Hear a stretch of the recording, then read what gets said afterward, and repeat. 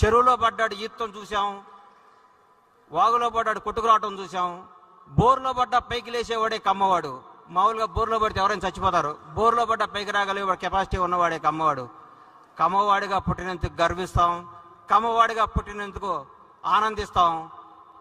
ప్రతి ఒక్కరికి చెప్తున్నా, లేని కమ్మ పిల్లల్ని కమ్మ ఒక్కరిని ఆశీర్వదించండి, ఆదుకోండి, వీలైనంత సహాయం చేయండి.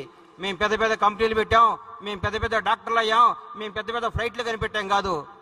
మన కమ్యూనిటీలో కష్టపడ్డ యువకుల్ని చేయి అందించండి, వాళ్ళకి భవిష్యత్తు ఇవ్వండి, వాళ్ళ జీవనోపాధికి సహకరించండి. ఒక్క ప్రతి కమ్మవాడు మీకున్న స్థాయికి 10 మంది పిల్లల్ని మీరు కానీ ఎంకరేజ్ చేయగలిగారంటే భావి తరాల్లో మన కులం, మన కమ్యూనిటీ ఉన్నత స్థాయిలో ఉండాలని కోరుకునేవాడిని. ముఖ్యంగా నేను చెప్తున్నా, రవి అస్తమించని దేశం ప్రతి ఊళ్ళో కమ్మవాడు జెండా ఎగరేస్తున్నాడని కొత్తగా తెలియజేసుకుంటున్నాం. నన్ను ఒక ఆయన అడిగాడు, అరే కమ్మవాళ్ళు అంటే ఏంది అని.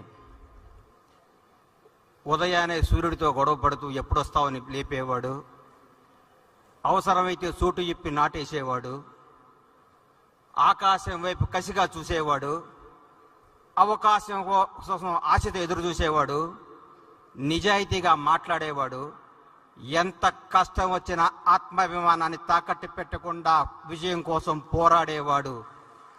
నూనూగు మీసాల వైపు తిప్పుకుంటూ నేను సాధిస్తాను అని తపనతో పరిగెట్టడానికి చిరుతలా పరిగెట సిద్ధంగా ఉన్న యువకులు ఉంటారు చూడండి, అదే కమ్మవాడు అని చెప్పా. అన్ని కులాల్ని గౌరవిస్తా, నా కులాన్ని అభిమానిస్తానని చెప్తా. నిజం చెప్తున్నాం సార్, కమ్మవాడు అంటే కష్టపడేవాడు, కమ్మాడు ఉంటే కసితో బతికేవాడు, కమ్మాడు అంటే కడుపులో తీసి పెట్టేవాడు, కమ్మాళ్ళు ఉంటే ఎక్కడ బతుకు తెరువు ఉందో అక్కడ పరిగెత్తుకుంటూ పోయేవాళ్ళు.